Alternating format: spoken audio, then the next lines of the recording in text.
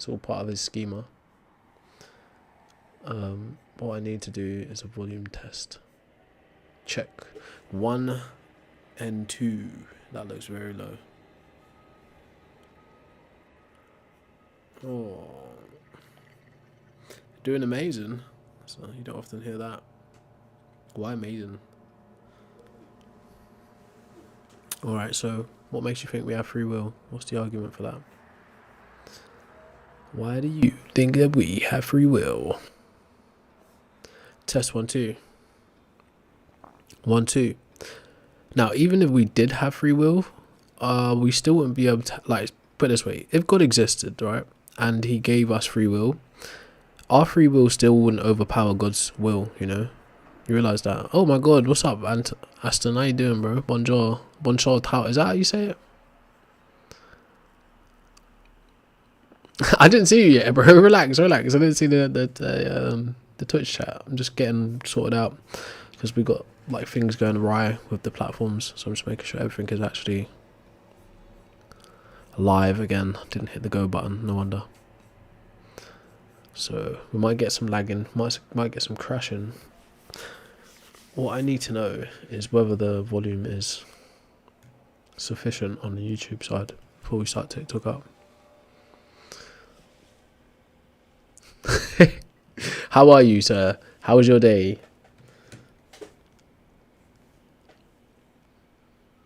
What kind of food you cooking, bro? So, let's have it then. By Prisco Lies, private.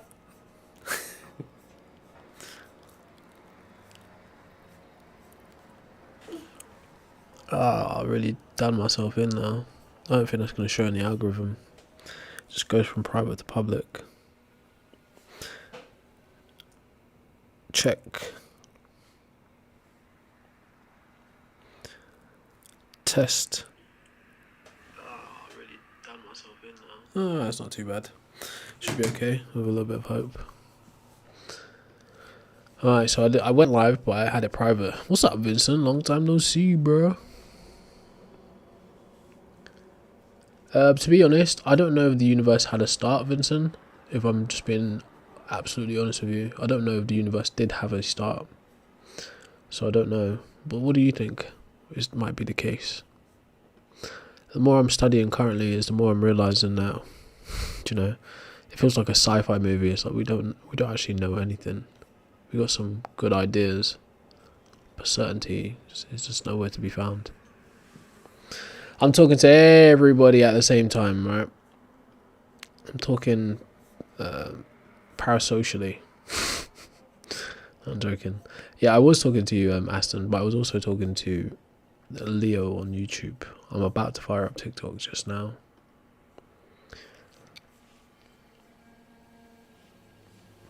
I mean, to be fair, I'm not a scientist. The best I could say is energy is a constituent of matter. So like there's energy within physical things. So when you pass away, that energy doesn't just disappear with you. Like, but your body will transform. Like the physical matter will transform in the form of decomposing. So that energy would go back into the earth. Or if you're cremated, that energy would still end up back in the earth ultimately through your ashes, you know? So matter itself is a form of energy, if that makes sense. Maybe I'm not explaining that right. Maybe that's just a completely butchered, shoddy explanation. Lives ain't too bad, man. What is it you're doing? I'm about to go live on TikTok. I did try to go live on the app on the phone earlier on and try and do a call in, but it just doesn't seem to work that way. It says I'm not qualified to have guests on that account yet. So these rules that they decide just arbitrary for some reason. It's like, yeah, you're qualified to go live, but you're not qualified to have guests. What's the point in going live? So what was the point? Alright. Let's get this TikTok up and running. You guys, if you wouldn't mind, letting me know if we get some lag. Or any like strange apparitions, if that's how you call them. We can get into this Elden Ring. Let's talk to Gowry. For giving the needle to Millicent. Now she too can begin her journey. Waste has gone missing. Is that a bad thing though? You've been a saint through and through. As thanks, Well, maybe from the way we observe it, Vincent. I don't know if you can say for certainty if there's nothing in the universe that doesn't have a start. But yeah, on a human level, I would agree. I've not observed something that doesn't. Well, as far as I know, if I thought really hard, maybe I could think of an example.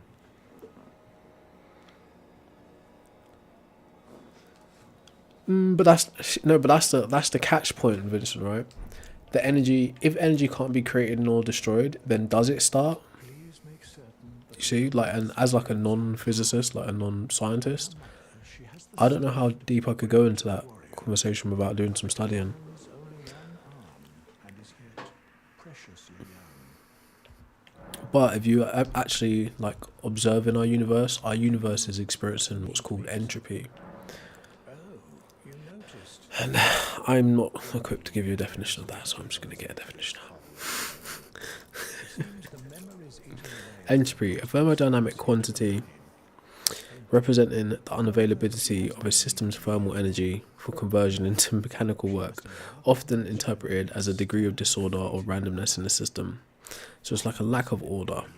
So that means like we're going from structure to less structure, if that makes sense. But energy is caught up in that whole thing because of thermodynamics. But yeah, I ain't got the scientific understanding to explain it. What's up, Code?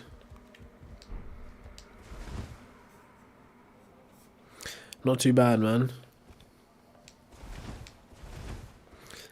Like I said, Vince, I can't say with any degree of certainty about the universe.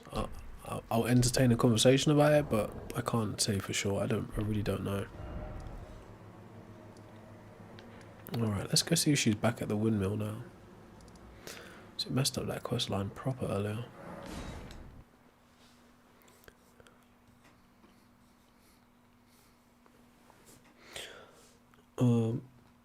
Test. Yeah, we'll see how it goes, right? We'll see how it goes.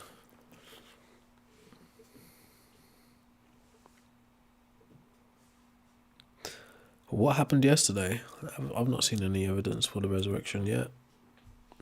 You said yesterday? What happened yesterday? Alright, where is she?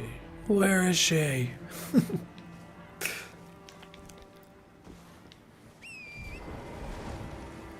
Oh, was that you who gave me that thing yesterday? Yeah, so I said to you, that's just a bunch of stuff you're saying. That doesn't actually point to the evidence itself. You just like said a bunch of statements. So yeah. I don't think there's evidence of a resurrection, my boy.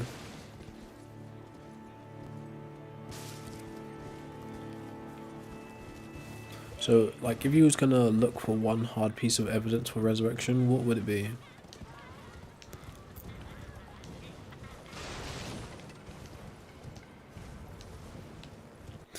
Oh, I think I made an error in the algorithm setting up this stream, but I'm just going to stick with it now. If less people come in, that gives us opportunity to play some low-key games.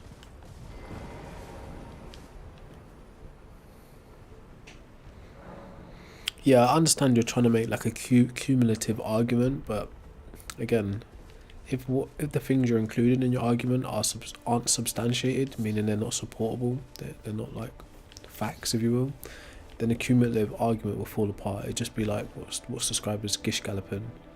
So you're just saying a bunch of stuff, but it doesn't really mean anything. If that makes sense. So like I said, if you had to pick one strong piece of evidence for the resurrection, what would it be? You should start there, then rather than just saying stuff. If that makes sense. Well, so they said she would be here. Maybe she skips this because I messed up the quest line.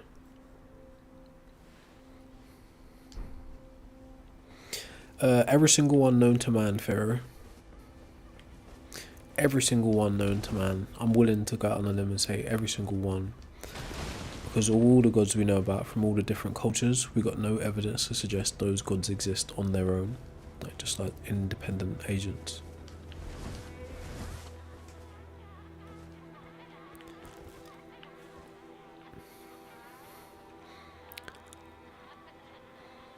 So here's a question for you, Vincent, right? Are immaterial things infinite or finite?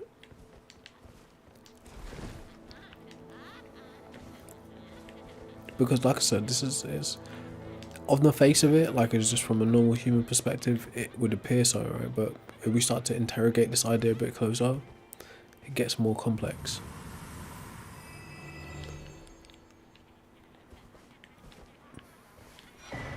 Hey.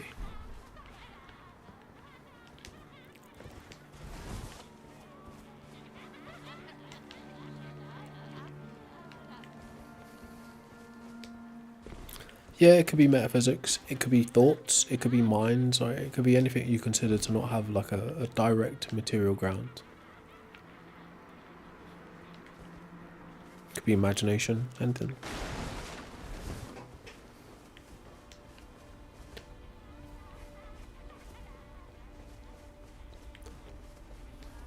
No, I can't see her here, so I think I'm just gonna go do the Halig.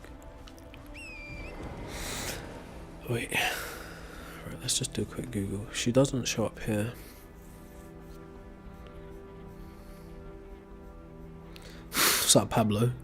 I can't even tell you what that looks like. Millicent, not at Windmill Heights. Right, if Millicent isn't at Windmill Heights in Elden Ring, it usually means you've missed a step, likely failing to give her the Valkyrie's prosthesis. So she went back to the church. What? Let's see. Give her the Valkyrie prosthesis at the Erd Tree grazing site. Huh? At the Erd Tree grazing hill site of Grace. Well, why don't you show me where that is? After the Shaded Castle. Shaded Castle is there. Erd Tree, Gazing Hill, Nomadic Merchant. That's a minor Erd Tree. That's Shaded Castle. Let's give it a Google quickly. Can I just get a picture on the map? Site of Grace located to the north side of Altus Plateau. Oh, stop telling me these random names. Just show me on the map.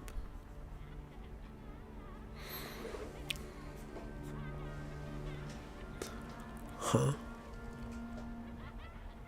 Erd Tree Gazing Hill. Stench. Oh, nope. Nope. That's a minor Erd Tree. Oh, sorry guys, I'm not reading chat at the minute. I'm just trying to make sure I find this quest line.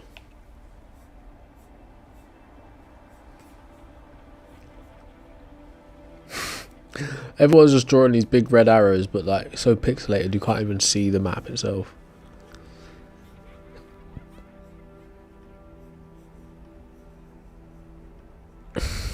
Lake of Larunia, that's no good to me. Oh, this guy hasn't even unlocked the map.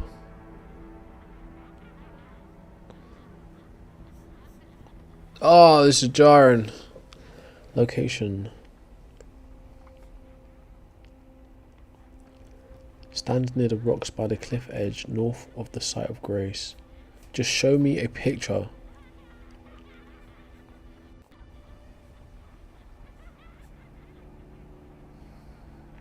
That's the outer wall. Across there.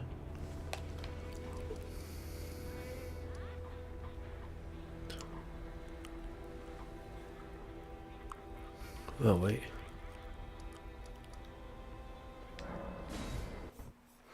Hopefully I found it. Sorry chat. I was trying to find Millicent's quest. What did I miss? What's up Danny? What's up Cosmic?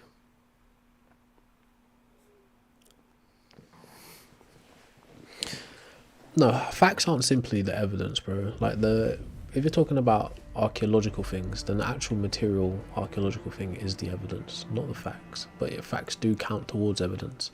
Facts and information count towards evidence. To be frank.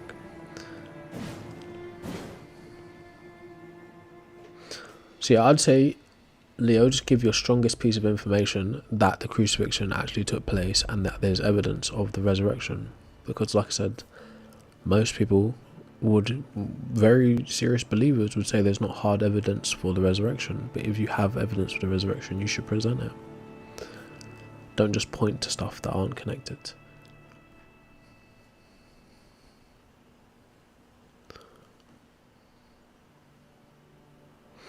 Well, when I say evidence, Pharaoh, right, of an independent God, meaning that it exists independent of the minds that produce it, right, outside of the culture. For instance, there is no external data for Horus existing outside of the culture of Egypt, right, Northern Africa. All of the things we have about Horus come from Egyptians, right? So that's their carvings, that's their statues, that's their pottery, that's their clay tablets, that's their oratorical history, the things they talk about, okay? But there's no evidence of Horus being an actual entity. Like, no one's got a picture of Horus, like no one's reported speaking to Horus outside of the culture, you know, if that makes sense. Maybe that's a bit ridiculous of an example, but that's what I mean by them being independent entities. For instance, a wolf is an independent thing of humans. Humans don't need to exist in order for there to be wolves. Maths or logic is an independent thing, as in material substances. Humans don't need to exist for them to be a thing. Okay, the language of maths, yes, but numerical value, no. So that being said, there's no evidence of a God existing in that capacity, existing independent of humans, if that makes sense. Danny, that's a terrible thing to say, bro. Right. It's not safe here. So I think she's around this cliff edge somewhere.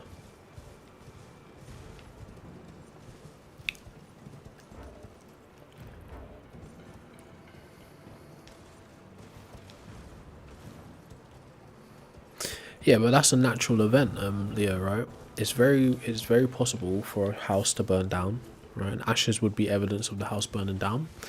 But what kind of evidence would you expect for a resurrection? Right? Just in plain terms. Never seen a tree do that before.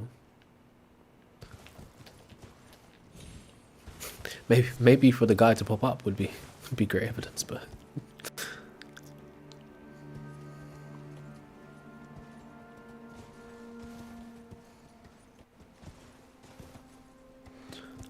no. So what I'm saying is, right,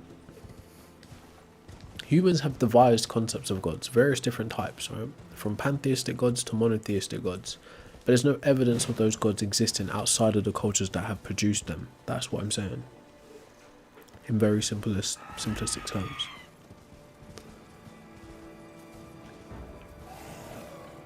Piss off.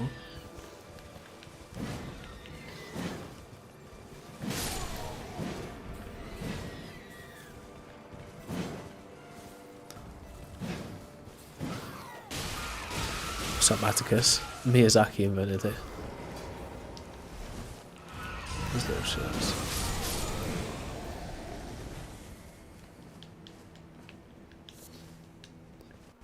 Right. So, have I missed it? Tree gazing hill. It should be here. So they said if she's not at the windmill, she'll be here. Lux ruins. That's not her. That's too slow.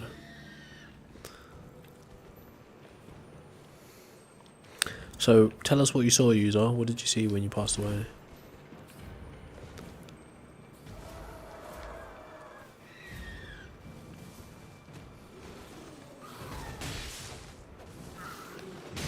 I mean, I don't know. It would need to be strong evidence, right? I mean, at least maybe a contemporary account of the facts, right? Perhaps. But even that is not it's not something we have for the resurrection. Like all accounts of the resurrection come from the Bible itself. that's the problem, which is why it points to Mythos. What's up, Carp? How you doing, bro? What's up, MSG? Because I say that because humans have invented gods for years, like for hundreds if not thousands of years. Not thousands of years actually now. We've got carvings, we got tapestries, pottery, clay, all pointing to the cultural idea of the gods. We haven't got any actual experiential data of the god existing outside of that culture. That makes sense, hopefully. Yeah, probably cosmic. Probably. Oh, what's this guy? Queen Gillica. Didn't expect to see that in there.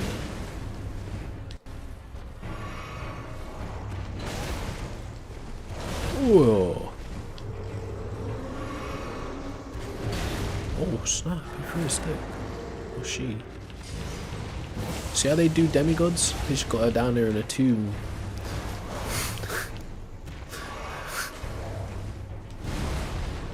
Whose kid is this? Somebody come get your son or daughter. I don't think there's any evidence of Jesus being God, bro. In the most charitable way. Genghis is king too. Genghis is also a Khan. Man who laughs? No, I don't think that's true. I don't think there's any evidence for any creation story. What do you mean, Squeezy? Give an example. So if you're trying to prove events that are reported in the Bible, you need external evidence of that. You can't, as they say, you can't prove the Bible with the Bible. Right?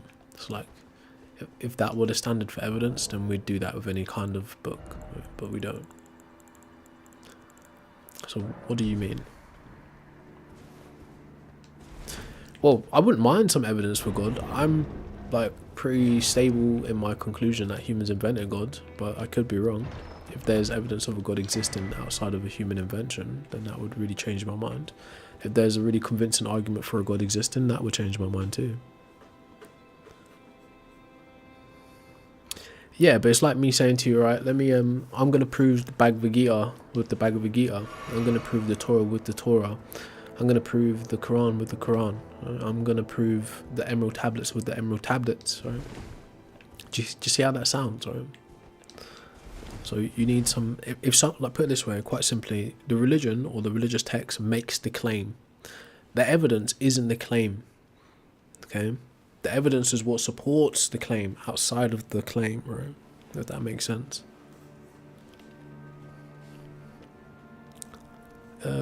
Yeah, I've heard this embarrassing thing, cosmic, but still not seen the evidence of any miraculous things surrounding the character of Yeshua.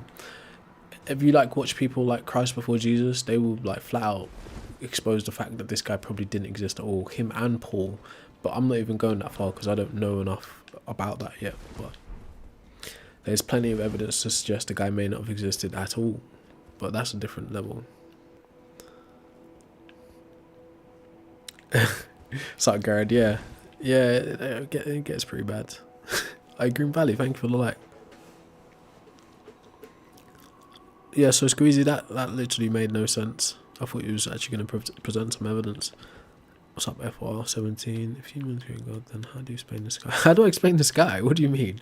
Like, have you studied some science?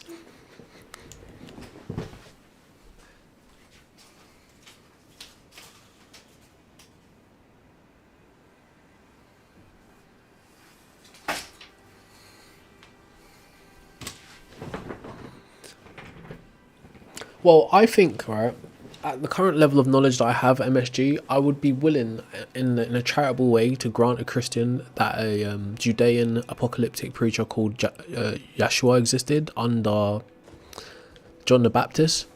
But again, this is me, a non-historian, saying this, but like real hardcore historians dispute the fact that that even took place as well. So I would grant you a normal guy, a non-God man called Yeshua, but not a biblical Jesus, because like I said, no evidence of divine birth outside of the Bible, no evidence of miracles outside of the Bible, no evidence of resurrection outside of the Bible. So all the things that make a man more than a man only happen within the Bible, okay? Or make that man more than a man. And the problem is, with if you like do like a light comparative religious search, you'll find that other mythos have all of those ideas as well. So divine birth is like Buddha has that. I think Krishna has it too, right? You got Mithras, you got Dionysus, you got Serapis, you got Horus. So they got special circumstances surrounding their birth and special circumstances surrounding their resurrection. And of course, most deities or mythos stories tell of miracle, magical things happening, of course, right? So that's kind of the problem. We don't go around saying, oh, actually, yeah, Horus did in fact reincarnate. We tend to respect those things as mythos and look at them as allegory. But the problem is with Christianity, when Christianity comes along and picks up the Old Testament, they try to make the New Testament as if it's part of a history, like it's in accordance with actual history. But then when people look for the evidence of the New Testament, it doesn't align with what we find in actual history. What's up, Chance? I've heard that theory, the mushroom theory. I mean, it's possible. Yeah, I don't. So Fred Starr, I don't make claims about how the universe was created. I don't think. Put it this way: if cosmologists and scientists have spent their whole life studying the universe, and they don't have a firm consensus on how and why, right? They've got good ideas, but they don't say for certain. Then I don't think any theological claim from 2,000 years ago is going to have more explanatory power than the current science. So that's what I would say. Josephus, bro, we're not forgetting Josephus. The actual entry that Josephus has that concerns Jesus or Christians is thought to be a forgery, right? You can go look it up for yourself. Right? Tacitus is the Roman one, and he writes 80 years after the fact, so he wasn't a direct witness, a contemporary of Jesus. And yes, the entry that Josephus reportedly has about Jesus is a forgery. Okay, someone's inserted that. A Christian inserted that into his text. Okay, you can look this up for yourself, my friend. So there's no hypocrisy here. I'm being quite reasonable. Like I said, I would charitably grant you a Yahshua existing, but the magical stuff, there's no evidence of that. Okay. Yeah, says you who haven't even looked into it, right? You didn't even know that people say that about Josephus, did you? But I bet you can find it out if you just do a Google.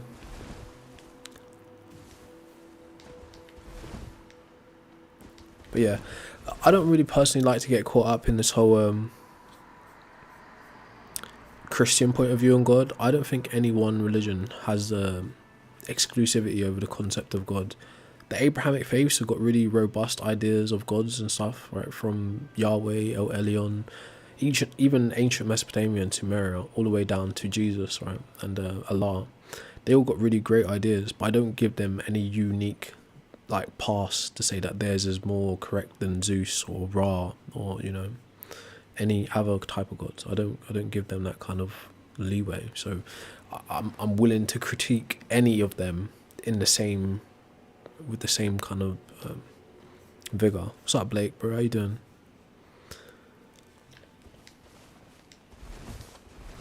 Well, Sabrina, how do you know God is within you? Right? What indicates that? You can't actually pull up yet. We're trying to work something out for this account here. But it's saying I need to stream for 30 minutes to allow guests to come up. So I don't really know. What I could do is just press go live on it now and just let that 30-minute accumulate in the background. But it might mess up the stream. Yeah, I don't think everything can be empirical either. But the problem is, once you make up a story about a god that interacts with the physical world, e.g. our Earth, then that would require empirical data, because that's a physical thing you're talking about. It's happening, it's taking place in our material reality. So at the point where you make up a story saying a god interacts with the physical realm, right, where we exist, then it requires empirical evidence.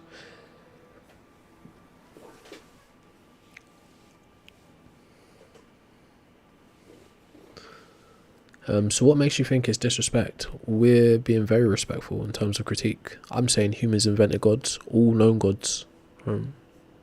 If you feel personally attacked, then this kind of content just isn't for you, and you may need to refresh your algorithm on TikTok. I don't know why you're here if you feel that way. But if you actually want to talk about it, then you're more than welcome to talk about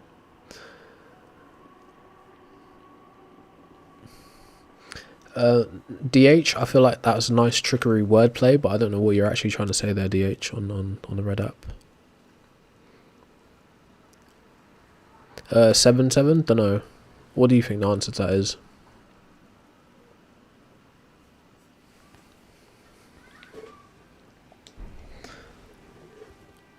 Alright, I can't find Millicent. She should be around there somewhere. So they said she'll be on a cliff, if not at the windmill place, but I can't see her.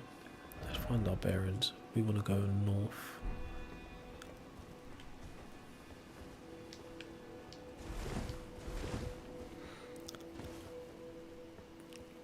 Well, I don't really know, like, I feel like you're trying to pull off some kind of semantic argument, and I'm not going to bite DH, but if you're asking what my position is agnostic atheism, okay? But in terms of, like, this, like, kind of semantic straw man you're looking for, I'm not going for that. Yeah, but comic, where did the disciples claim that? It happens in the Bible, right? That doesn't happen outside of the Bible. What's up, Kieran? Well, truth be told, they didn't have formalized science, but science as like a way of achieving things, outcomes, and, like, you know, hypothesizing, coming up with methodology, right? That has always existed as long as humans have existed. But science as like a field of study didn't get formalized till later, which is true, right? So they didn't have a formal science, but they were definitely scientific. They were capable of scientific things. For instance, making a book is scientific. Making clothes is scientific. Agriculture is scientific. Coming up with language is scientific, right? But they're not defined as sciences in that era. They're just like fields of things. Maybe I'm giving it the right explanation. No, agnostic atheism is saying this simply. There's a proposition that says God exists, right? And someone presents this to you, and you say, well, I don't believe this God you're presenting to me. At the point where you disbelieve in that God that you're being presented, you are atheist. The agnosticism comes in when you say, well, I don't believe this God you're presenting to me, but there's a possibility that there's something out there. Okay, agnosticism on its own is a term for saying I don't know. And Gnosticism is a term for saying I know. Right? So without me saying agnostic atheism, I could just say, in simpler terms, soft atheism. I don't believe in these gods that you're presenting to me, but there's a possibility that there is a God or something. Okay, that's what it means. And if you don't know that, then you should do some Googles. Okay. What's up, Liquid? Yeah, exactly. It's clear as that. Is the stream glitching by any chance? Alright, I'm gonna go live on the Avid TikTok channel and just leave it in the background. Yeah, I know it looks like it's crashing. Do you know what I might have to do? Like a midnight kind of burn and just leave it overnight while I sleep and see what happens. So they're saying on the Avid TikTok channel it needs to accrue time to let guests come up. But I don't want to mess up this stream by having that running.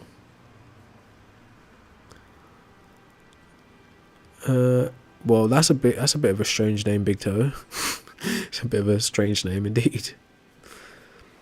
Alright, so if you guys are wondering what's going on, I'm saying humans invented God. My standard position is all known gods are psychological constructs and don't exist independently of the mind. And I'm playing a game called Elden Ring. I'm trying to find this lady for a quest line. So if I'm running around in circles, that is why. If I can't find her in a minute, I'm just going to go fight bosses. But she's apparently supposed to be here according to the internet. Right, he's facing the north. I don't see her. I'm looking for Millicent. Alright, so we done... I want to give her the thingy arm. The prosthetic arm. I'm just going to go double check that she's not back at that church, because she could be.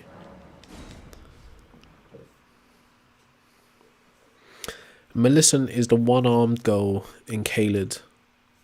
I'm trying to do the fire quest line so we get the ending where our maiden doesn't die, if that makes sense.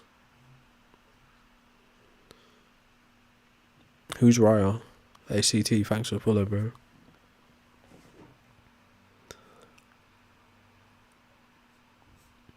Well, see, 7-7, you're just making assertions, bro. like God, that's a real bad analogy as well. Like the whole watchmaker's analogy has existed for hundreds of years, and it's been getting like dogpiled and slammed in the dirt for hundreds of years too. The reason is we know humans exist, we know humans can make things, but we don't know gods exist and we don't know if gods can make things. Right? So the analogy just doesn't work for the real world, not for organic, biological, sentient beings, bro. So she's not at the church, so I'm just going to go do Halig Tree instead, because I can't bother to keep running about for this woman, man.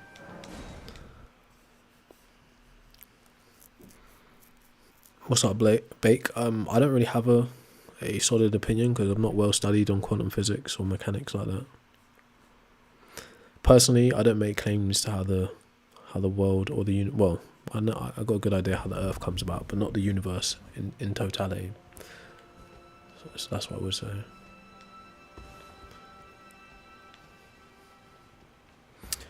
The Gospels wouldn't be independent sources. The Gospels are part of the Bible, bro. That's like basic knowledge.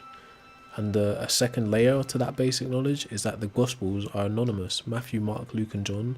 We don't actually know who wrote Matthew, Mark and Luke and John. They weren't signed off by whoever wrote them didn't sign their name on it, so to speak. Oh Lord! So lordy Lord. Right, look at that man, still about to die, boy. I don't like this part of the tree.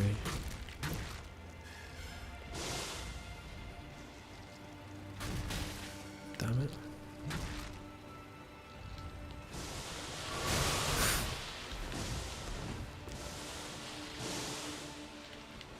It's bits of pain. Yeah, I think you can make an argument for objective morality without a god. People who study moral philosophy and meta-ethics, they got really good systems. So close. They got really good systems that will get you to objective morality even without a god. But there's that ancient problem of the Euthyphro dilemma. If you subscribe to objective morality through God, then you fall victim to what's called divine command theory or divine subjectivity.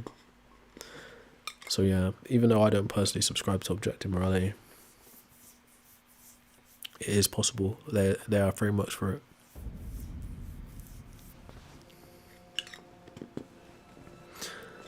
Can I define what I meant by agnostic? Sure, right? So when I say I'm an agnostic atheist, I'm being presented ideas of gods like Ra, like Zeus, like Odin, like Yahweh, and I'm saying no, I don't believe in those because there's no evidence of those. But where my agnosticism comes into play is that there is a possibility that there's something unknown in the universe that might be described as a god. But since I don't have knowledge of that other thing, I'm agnostic to it. I have knowledge of this God that's been shown to me, so I'm atheist to it. Does that make sense? It's not even that serious. Like I said, instead of using the words agnostic, you could just use hard atheism, which is someone that takes the position that there is no God in the world, right? And they stand firm on that. They say they have knowledge that there is no God anywhere in the universe. No gods exist. That's hard atheism. Soft atheism is I don't believe the God you're presenting to me, but it's possible that there's a God, right? Just take out the word agnostic and use the word soft, if that's better for your vernacular, you know? But people use the word agnostic for a reason. You miss London, so do I, bro. So do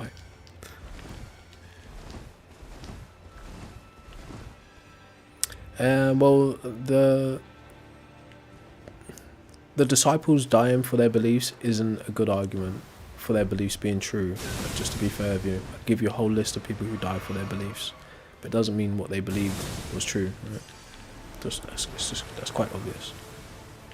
But you know, it's at the end of the day, what you decide to believe or not believe is entirely up to you. But yeah, there's definitely historically a whole bunch of people who followed messianic figures and apparent failed prophets who believed in them and they turned out to be a lie. So Bora. I mean, one, can you demonstrate divine favor to be a thing? And then maybe we start there.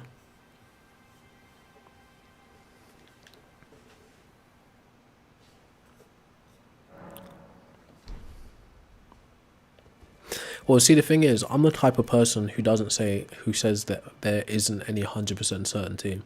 The only time you can get a close to 100% certainty is when you're following a formalized process, like a maths equation, like where 1 + 1 will equal 2. That is a certain answer in that specific use of maths, right? That base arithmetic, that'll give you a certain answer. But in terms of life's bigger questions, I don't think knowledge is something that can be considered 100% certain, or better yet, I think it's possible for all knowledge to be fallible. So that's where possibilities come into it.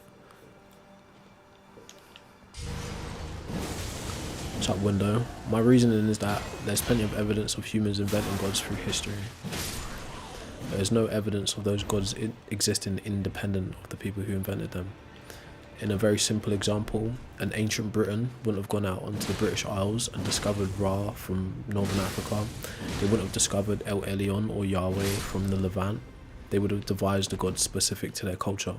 And that god might have looked like Brigid, god of smithing, healing and poetry. Same thing with the Nordics, same things with any other culture in Indus Valley, with the Vedic traditions. So put simple, throughout history, there's no evidence of one universal God existing that everyone had access to. Everyone came up with different ideas of God.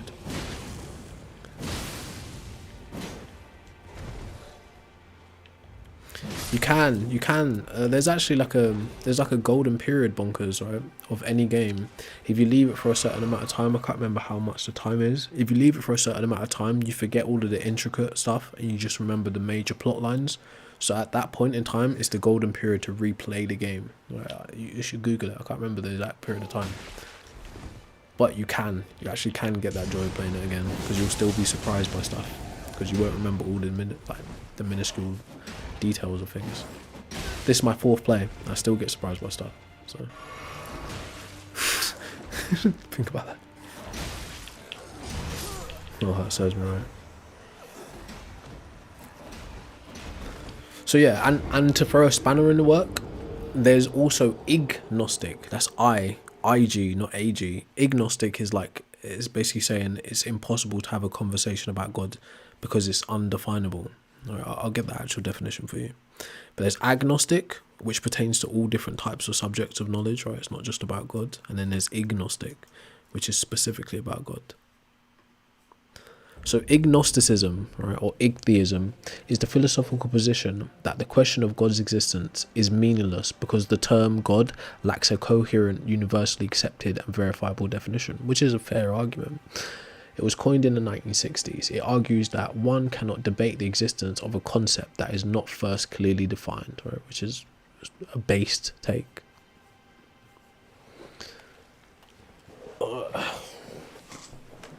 What's up, Jesus is, because we've got plenty of evidence of humans inventing gods in all different countries throughout history, and we still have the capacity to invent gods now. My personal hypothesis goes that early humans, we're talking like primitive humans, would have used something called hyperactive agency detection device, or sometimes called hypersensitive agency detection device. And in simple terms, all that is an early human would have seen something like lightning and thunder, and they would have been in awe of lightning and thunder, right? So it would have like shaken them up. Oh, what the hell? Where did he come from? They would have been in awe like that. Okay, but yeah, so they would have said it in simple terms: I have a mind, but I don't understand what lightning and thunder is. Therefore, there must be a mind who's higher than mine, who understands lightning and thunder, or is responsible for lightning and thunder. That is what assigning agency to something is, okay? And over time, they would have acted as if, oh wow, they would have acted as if that lightning is actually an entity with agency, right? So you get storm gods out of that, like your Zeus's, like your Thor's, like your Shango's, like your Yahweh's. You get storm gods out of that, assigning agency to elemental things. The second part of the hypothesis is that humans started to invent gods when they became more capable of conceptualizing an abstract thought. They started to conceptualize abstract gods, so gods that weren't built off direct observations. So you're talking about gods of love, gods of knowledge, gods of creation, gods of death. You can see that through human history. There's plenty in Europe, in Africa, and Asia, everywhere, that represent the first two categories. Then the third category, or the third part of the hypothesis, is as humans expand to agriculture and beyond hunting and gathering, they start to create what's called polis, which is a word for cities, right? And civilization. And through that process, they start to create gods that mimic human hierarchy. They create those gods and those temples for societal cohesion. And then they start to create gods that become moral arbiters. So this helps structure society. Like, you make arguments about morality through God. This is what those types of gods would have been invented to do, exactly that. But that's the three phases, right? First one is assigning agency to things they don't understand. Second one is for psychological needs, to give certainty where there's uncertainty. And the third one is for societal cohesion. That hypothesis has very solid explanatory power and predictive power for gods that we discover in different countries across time. Okay, so that's why I think humans invented gods. Since you asked, right? Nah, I'm not mixing monotheism and polytheism, right? I'm saying humans invented all of those. Humans invented monotheism, polytheism, henotheism, Alright, let me slow down. Monotheism is one all-powerful god. Polytheism is many gods. Henotheism is one central god, but others exist. Pantheism is God is all. Panentheism is God is the universe, but beyond the universe. Deism is a non-intervening creator god. Dualism is two opposing cosmic forces, so like good and bad, light and dark. Animism is spirits that inhabit nature, so like think Native America and animals, like, you know, animal spirits, something like that. So humans invented all of those different conceptual frameworks along with the types of gods that they invented. Okay? So I'm not mixing and matching them. It's a fact. It's a fact that humans have built their ideas of gods based on other cultures' ideas of gods. For instance, early Israel, they are operating from a henotheistic system. So they're saying there's one god, Yahweh, but El Elion's another god that exists. Baal is another god that exists, or lesser gods. Marduk is another god that exists. Asherah is another god that exists. So early Israel is henotheism. And then when Zoroastrianism comes onto the scene in the 6th century BCE, that's when you start getting monotheism. But Yahweh takes on the characteristics of El Elyon and becomes one all-powerful god. So it becomes monotheism after the 6th century on, okay? But before the 6th century, you got henotheism, you got pantheism, and you got polytheism. No, sorry, henotheism and polytheism, okay? Early Israel builds off of mythos found in ancient Sumeria with Gilgamesh and Enkidu and Anu. These are ancient Sumerian gods, right? So they would be pantheistic gods too. So all that to say, I'm not mixing them up. It's that actually people built their ideas of gods based on earlier ideas of gods. Okay.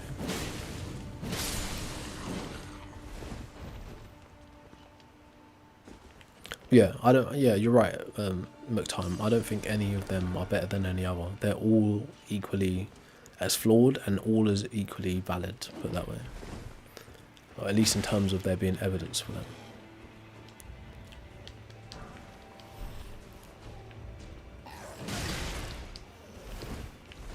Well, to say improbable would mean that you've actually got access to other data sets that would justify it. Put it this way, I forget how to use the proper terminology, but basically, in order to say something is, in order to say something was unlikely to be any other way, you would need access to the possibility or to see what that other possibility would have played out as, put it that way.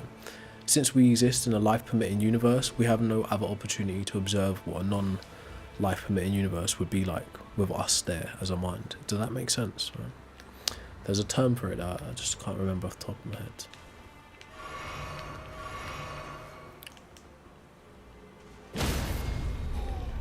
I'll get a term in a minute now for you. Oh, I should have just ran past him. I'm cooked.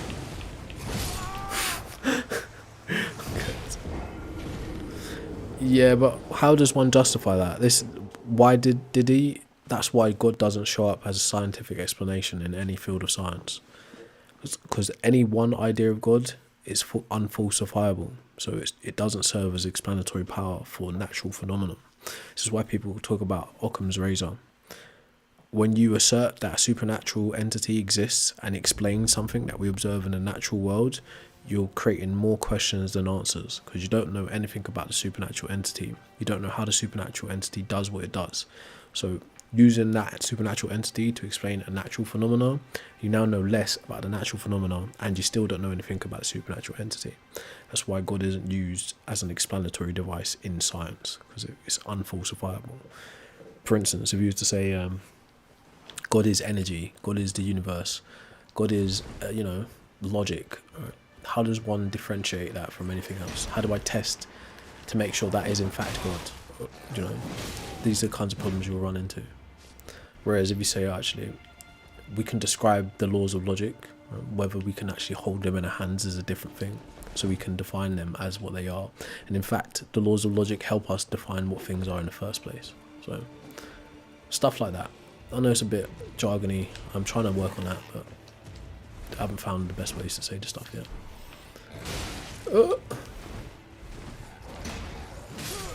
Damn it. Would you say the answer and the truth doesn't matter?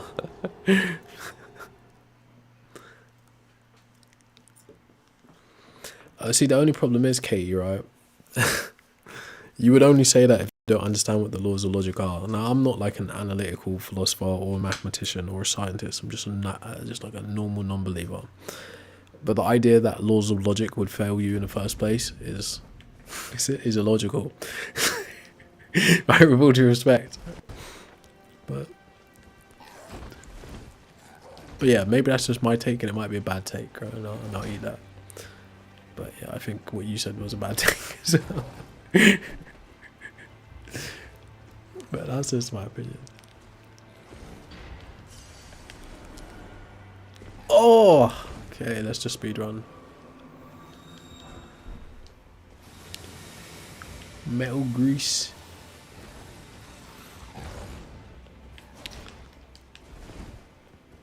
No, it's not this one. Damn it.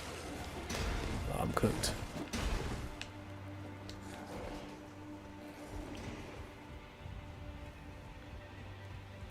Nah, I didn't grow up with money, bro. What kind of weird question is that? You judge me based on my accent? Bro, 7-7, you're still arguing about agnosticism. You could have Googled it ages ago.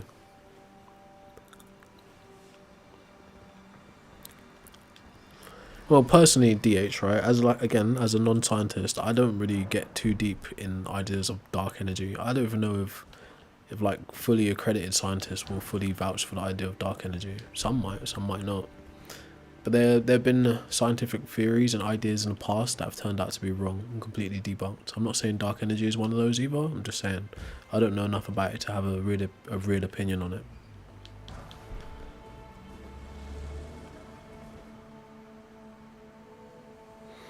MSG, that's a bad take, man. So to put it this way, right? In order for you to discern that in the first place... Ooh, I've never seen this marshmallow dude before. Is he not an enemy? He is an enemy. Oh, it's a snail. Alright, in order for you to determine that, alright, and trust, like, for you to reason to the fact that God might be the grounding for logic, you would have to use your cognitive faculties to do that. So you would have to trust your cognitive faculties and your ability to use logic in the first place. So that being the case, why, I'm going too far off the edge here, just forget about it. Another way to look at this would be, if God acts logically, then logic would still be axiomatic. Okay? It would be axiomatic to God himself. So therefore, God wouldn't need to be the grounding for logic, if that's a better way to explain it. Yeah, I'm definitely not high, bro. Maybe tired for sure, definitely tired, but not high. I don't do any kind of substances at all. What's up, C4? Some people say that. Oh, hey, ooh, I'm dead.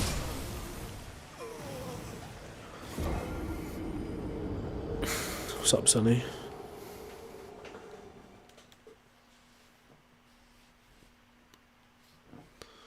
What do you mean, user? I'm not tracking. Oh yeah, I've heard people make that theory about the brain being a radio that like receives a transmission of consciousness, but I don't personally buy into that. It's an interesting analogy. But I'm not like I'm not a dualist. I'm not an idealist. I'm just like a noob to all kinds of philosophical matters. So from my current understanding, I'm willing to go out on a limb and say actually, consciousness is an emergent property of material, or when it pertains to humans, it's an emergent property of our bodies. But I could be wrong about that. So that's not something it's not a hill I'm gonna die on. But it's just like I don't know. I don't see a good reason to think immaterial things precede material things. I don't see the mechanism which produces material things yet. There might be one, but I don't know.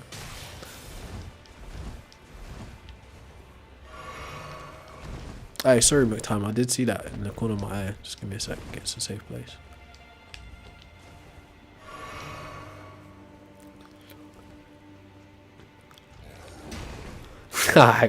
Man said about how bad you speak, you're right at me, bro. We invented the English language. You're using a remix version of the English language in Texas, bro. This is our language. Well, to be fair, R is a crazy term to throw about, but yeah, English is made up of all different types of language. To be fair, but we speak it the best because we came out of it. Okay, so let's put that to bed.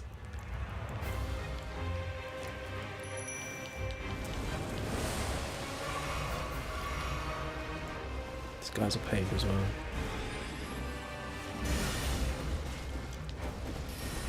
Alright, sorry YouTube, right? Oh, what? He one-shotted me. I looked away for a split second. Well, I guess I can read the comments now. About to say sorry for not looking at the chat. iDrago, nobody said that they believe in nothing, though. It's one thing, like, put it this way, beliefs don't just exist in the realm of religiosity. There's beliefs, like, as a function, belief and faith might be necessary for using reason, for using your cognitive functions. Like presuppositions are necessary to use language. So belief and faith could be independent functions outside of religious context. So put it this way, you could not believe in any gods at all, but you could believe in ghosts. You could believe in aliens. You could believe in superstition. Right? All like belief doesn't just exist in the realm of religion. So Surely you know that. Nah, you guys definitely didn't perfect it, bro. You guys can't even spell the normal... Well, this is coming from a dyslexic. You guys can't even spell normal words properly. So, definitely didn't perfect English, bro. Give it a rest. Who are your greatest English writers? Who are your prose dudes? So, I bet you they ain't got nothing on ours. I'm joking.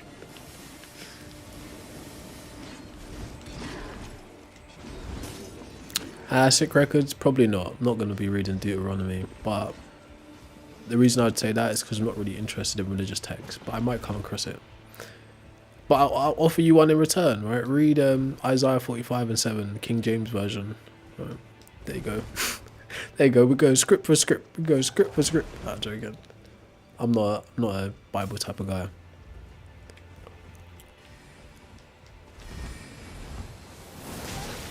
Well, most accents, put it that way, are regional, right? So you're talking about regional dialects, no matter what country you go to.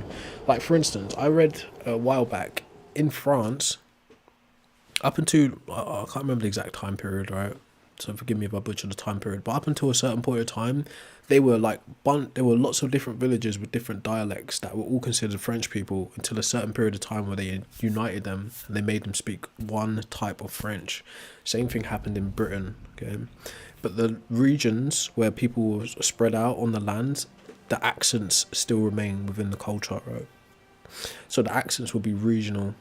So, like, if you hear an English accent that sounds different from a London accent, they might be further north, they might be further south, right? They might be Midlands. Same thing as in America, right? A New York accent isn't the same thing as a Texan accent, as a DC accent, do you know? So, there's that. What's up, Foxy?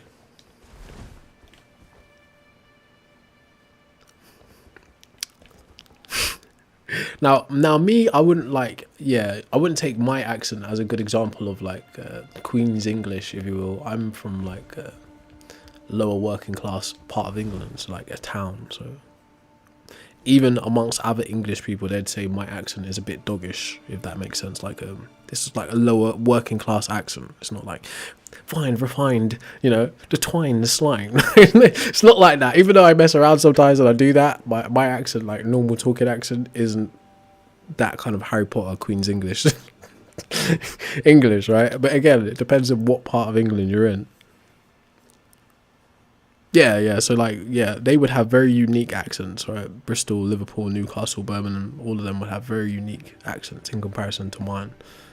But there's like a whole history of class warfare based on accents as well, right? So there was a period in history in England where they, like the South, like predominantly the city of London, would discriminate against people from the North, right? So they'd say anyone from the North sounds like a criminal.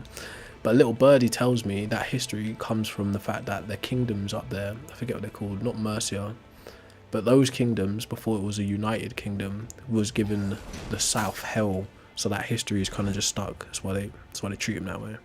But that's neither here nor there, right? You didn't ask, so you don't need to know. But yeah, there is a whole history of class warfare in England. Like, England invented classism, so accents play into it too. I said Black Queen, stupid bastard.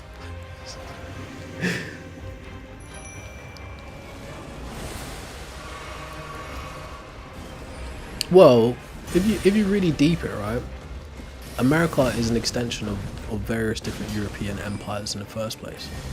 So although America has its own history, like as one of the youngest superpowers, it's still heavily influenced by European empires or European imperialism. So whether that be a Dutch colony, a Spanish colony, an Italian colony, an English colony, a French colony, it's all up in there, right? So you kind of, the problems that are in America are kind of inherited from the problems started by Europeans, if that makes sense. So yeah, although racism is a big issue in America, it didn't start there, you know. And that's not to say we've solved our racial issues over here either, because we definitely haven't.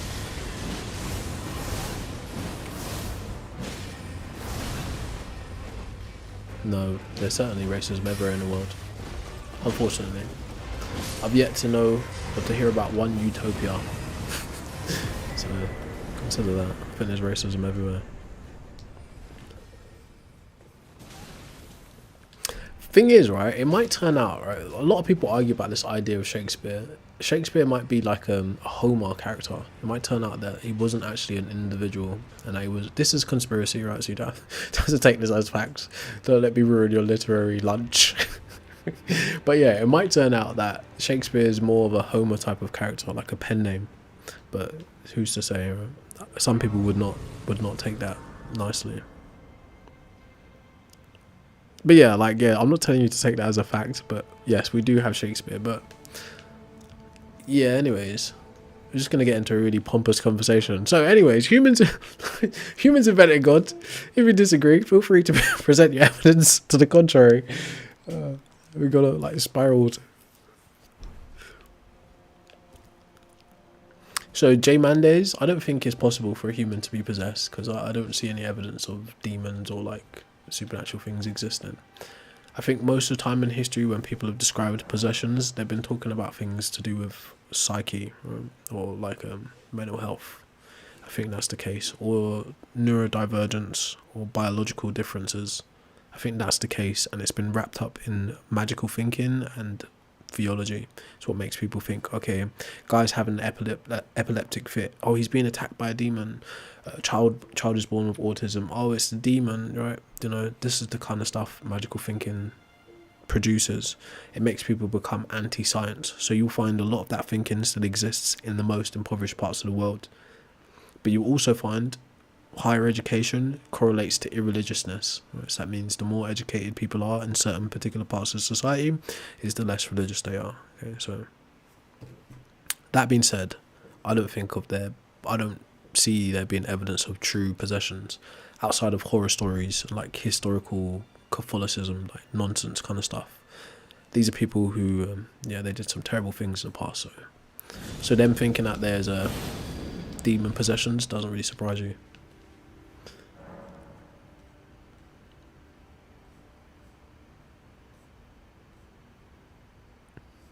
Sorry, I missed a bunch of comments. It's been 84 years since we've had a good conversation. What are you trying to say? Or did I miss that? You talking to me, Garrett? Like,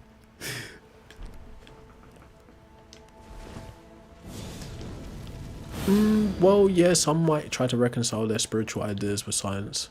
I think, put it this way, I think imagination and like philosophy are great things for discussing ideas and pointing science in directions. So I think in a way they can coincide, but I think you have to be careful when you start diving into ideas of spirituality, because it's like this. There are no guardrails, right? It's just like whatever, anything you want can happen in spirituality, and you can end up just like that psychologically.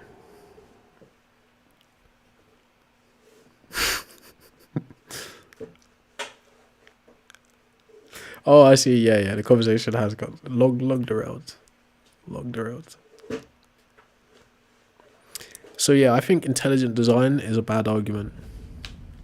I think intelligent design is just like an anthropomorphizing of the world, of the universe. Because, you know, what does it mean to have a mind? What does it mean to be intelligent? What does it mean to be able to design? If you're asking me, a guy that's saying humans invented God, they would all be anthropomorphic. The word anthropomorphic it just means human, right?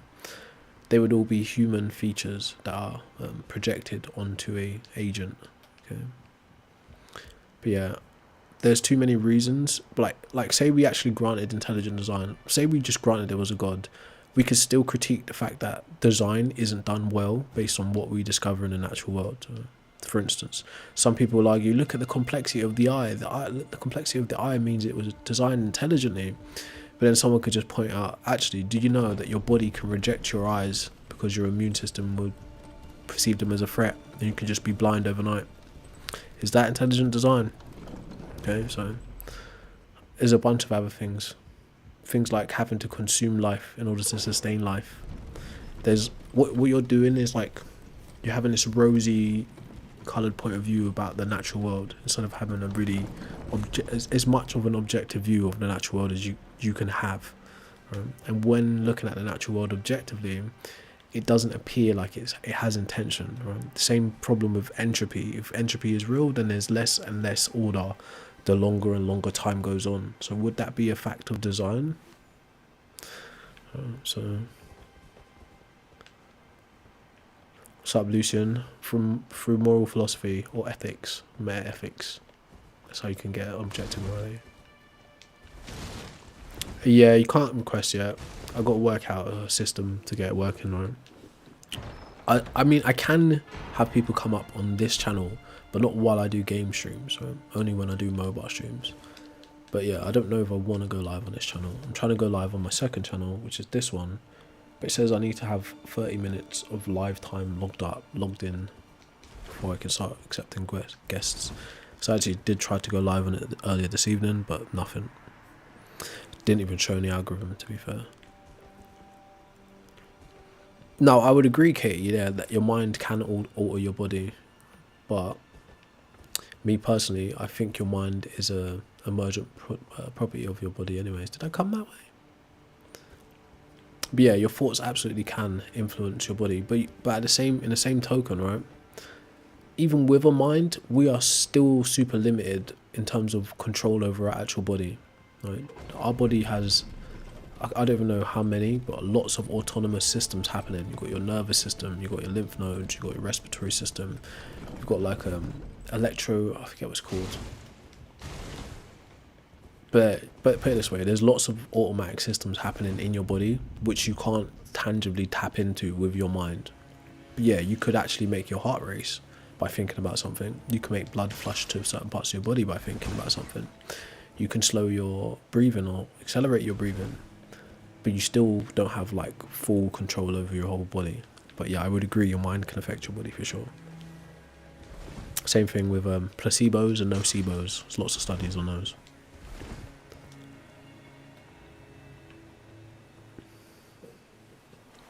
What's up, Diablo? Humans create restrictive systems because one, they get stuff from it, and two, because it's seen as virtuous. So Christianity doesn't have a unique restrictive code. Buddhism has a restrictive code. The army has a restrictive code. Asceticism has a restrictive code. Stoicism has a restrictive code. So humans invent restrictive codes all the time, even without a god in the picture, because of the two reasons I said.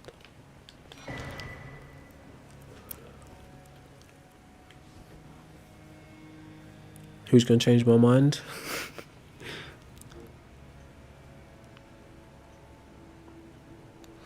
Well, a Gnosticism type of God is a bit... It's possible too, but I find the Demiurge a bit cynical. But it is possible.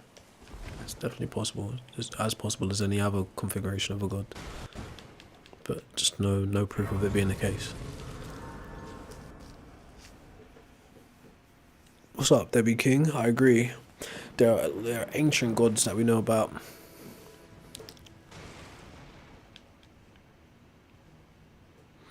What, just like random gratuitous harm? That's definitely not good though, is it? So what kind of question is that? Like, how do you know unnecessary harm is bad? One, the word harm is in your sentence. It's like, maybe we could start there. Yeah, but again, if you're just being real, how do you falsify an idea of the demiurge? And better yet, at which point do you start to critique how a human could possibly know about this? Just like any other religion, how the hell could you possibly know about all of this? You know, while you're here with us, a fallible human being trapped within space, time, and matter. How do you have access to this kind of transcendental knowledge? This is stuff you have to ask yourself. So maybe even in Gnosticism, it's allegory and metaphor too, right? Just like in typical religion.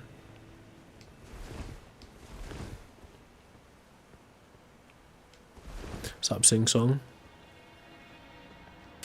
That's legit. Specifically in the Levant, that was like a war-bearing nomadic society. That was like one of their primary things was war in the Levant. Still kind of is, right? Middle East are still chock full of conflicts. So that's a fair analogy. That's a fair point.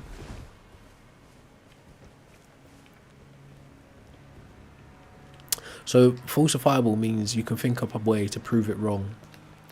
If there's an idea where you can't think of a way to prove it wrong, then yeah, it's probably not a good idea. Wait, I'm gonna get a better definition of falsifiable because I don't want to just like give you my shitty take on it. Because I could be using it completely wrong.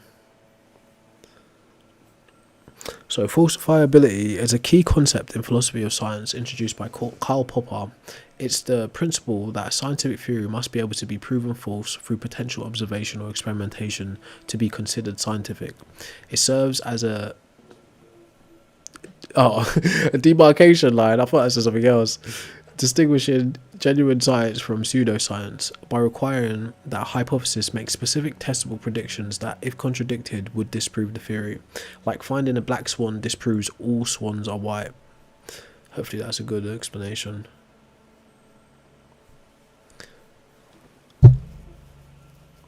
No, but you've got falsifiability in different fields as well. It's not just in science.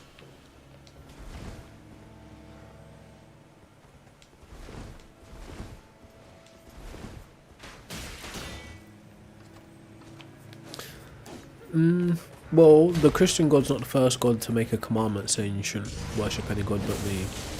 That commandment is found in the 42 Laws of Ma'at as well, which is older than the Mosaic laws. So there's that. Says you, Lewis. Man said, "Don't be ignorant, gang." Says you. Kind of gang you talking about? Using it like in the 70s, like Scooby Doo and the gang, or using it like in the 2026s, the 2020s? It's like Cool in the Gang. That's old school. All gods 910. If you got a good argument for your God, I want to hear it. Question for you though: since you're saying that you're a Muslim, do you consider Allah to be a different God to Yahweh than the God and different God to the God of the Bible?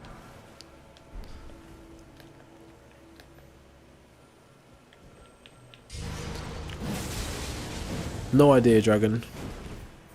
But if I had to hazard a guess, I would say they came from evolution, bro. I'd say there was a process, if not abiogenesis, something akin to abiogenesis. And from that point, the first type of life that emerges on Earth starts to take part in a process called speciation, so where it starts to break off into different types of species, and then lots and lots of those species fail and die off. Then they leave a few around, and then those few that survive start to adapt to the environment.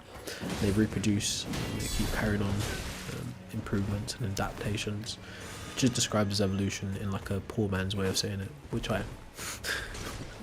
a scientifically impoverished man, as someone would say. What's up, Lil? Is it Lily?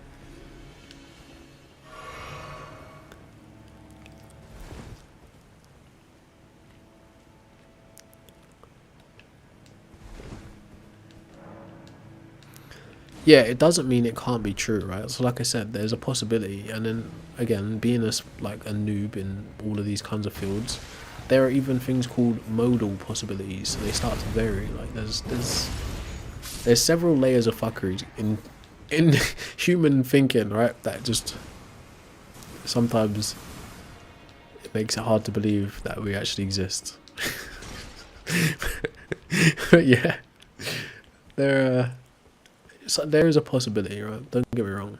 Even some of the wildest things imaginable could still be possible, but whether they are actual, right, they are concretes, is another matter. But that's why it requires you to make a testable hypothesis, so it can be tested to see if it's falsifiable.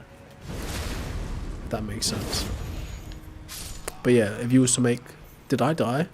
If you was to try and make an argument for extraterrestrial life existing, that would be a falsifiable claim, right? Depending on how you present it.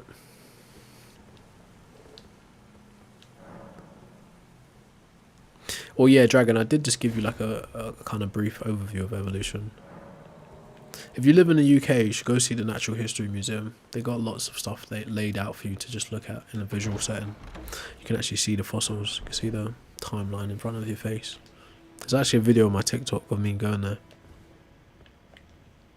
Nah, I haven't got a Discord, but I keep thinking to make one. Well, I have one, but I don't know how to use it. And plus, I can't remember how to log into it.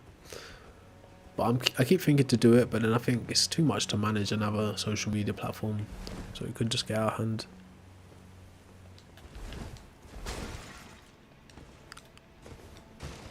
What's up, Carson? Nah, I don't believe in aliens. We were just arguing about... Well, we weren't even arguing, we were just talking about how you can falsify a claim. And someone said that there could be... who was it who said that? On YouTube, someone said, it was DH, he says, I can't falsify the theory that there is an alien living 1,000 light years away. That does not mean it can't be true. So that's what he walked in on. No, evolution is still happening now, Dragon, right? You could even say there's microevolution happening in human species. An example of this might be, think about how humans are currently being born internet ready, and they're capable of using technology like that. Whereas in the past, it was like a steep learning curve to be able to interact, to interface with technology. That's just like one way of looking at it. But in another way, from a sports point of view, look at the way humans have been training their bodies to perform at higher and higher levels, all different kinds of feats, like from strength to speed to agility. That's a nod to evolution as well, okay? There's a bunch of things like that. So, I can't remember the actual... the most tangible thing would be, right? It'd have something more to do with biology than just my like sports analogy. But evolution is still happening. And the thing is, there aren't actually hard rules on evolution as well. Evolution will potentially just do whatever it deems necessary as long as the environment permits it. But the moment the environment changes, the evolution can still carry on in the same trajectory, which is where you start to get like species going extinct, because the evolution carries on in the same trajectory, but the environment no longer functions the way it used to. Does that make sense? What's up, Bianca? But yeah, that like evolution can freak out through mutations. So, but there's definitely evidence of it still happening.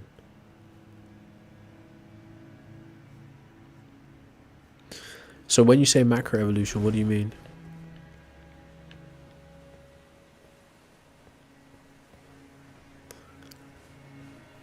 I would disagree with that 7-7. I could give you like a decent example of what evidence for a god might look like if you're interested. But I would put it to you like this, right? There are different types of God. If your concept of God exists as an immaterial, like metaphysical concept that doesn't interact with the physical world, then the type of evidence you would want for that God is just sound reasoning, like a logical proof. Okay? But if you're advocating for a God that interacts with our material physical world, then the type of evidence you'd need would be empirical, right?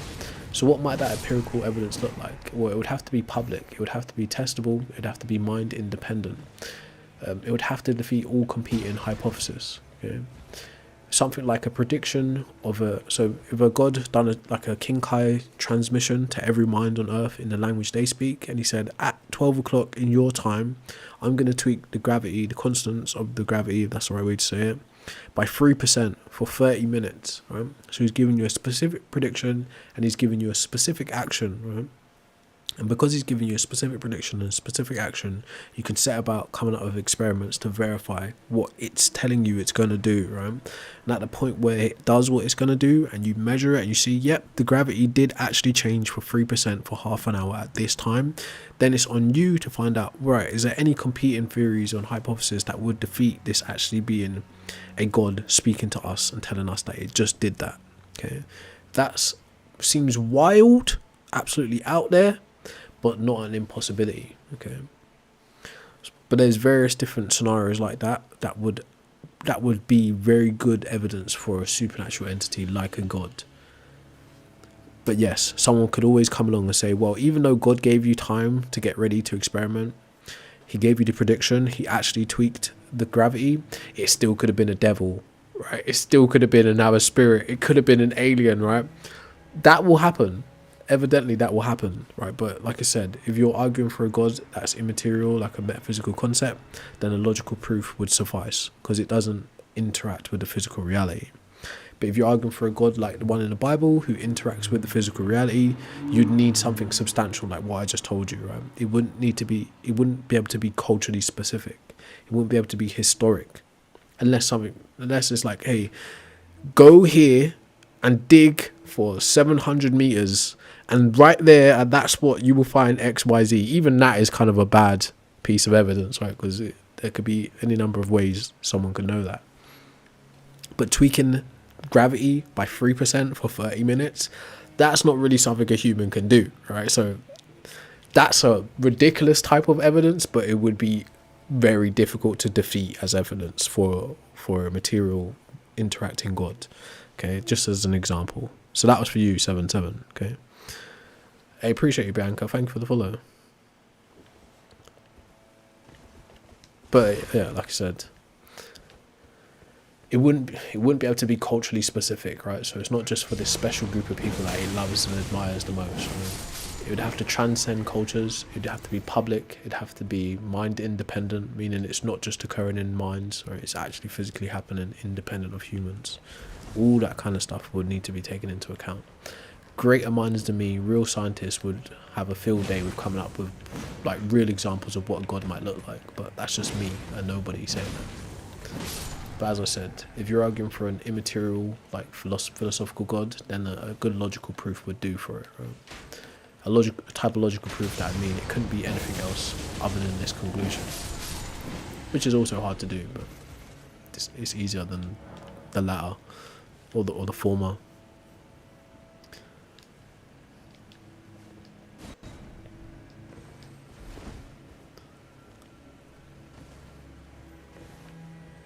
Look at this projection, Dr. Phil. Dr. Feelgood. Heavy on the projection. You got any proof that you want to present to us, Dr. Feelgood? Because there's people who are engaging in this conversation in good faith on both sides of the argument. You seem to just be a nutter with access to the internet. so prove us wrong.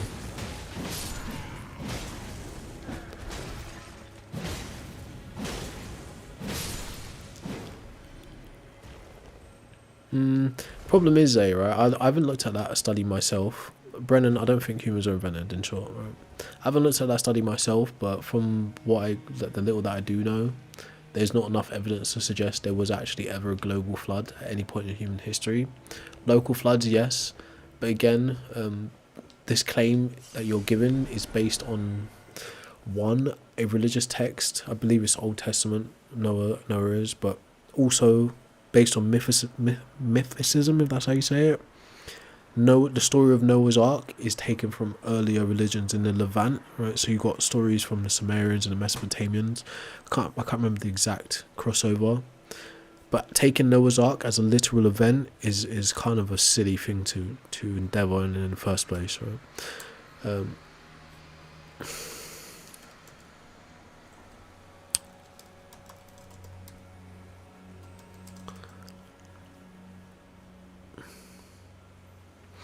So the story of Noah's Ark has its roots in a much older Sumerian and Mesopotamian flood myth, specifically the Eridu Genesis, the Epic of Atrahasis, and the Epic of Gilgamesh. These accounts, dating from approximately 1900 to 1600 BCE, feature a righteous man named Zayasudra, or Atrahasis, who was instructed by God to build a boat and survive a global flood. Okay, so the story of Noah's Ark itself borrows from other myths. So there's that.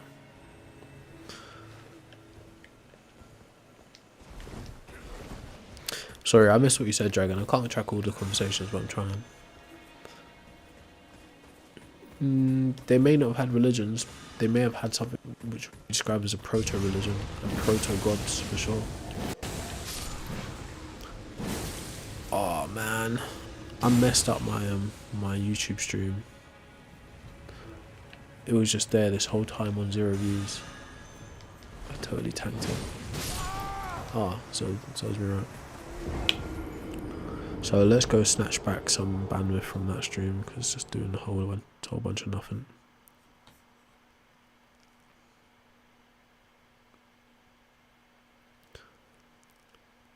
What the hell? Yeah, I know I did something wrong. It says 4 views over an hour and a half. It's because I stopped and started the stream, innit? That's a flop.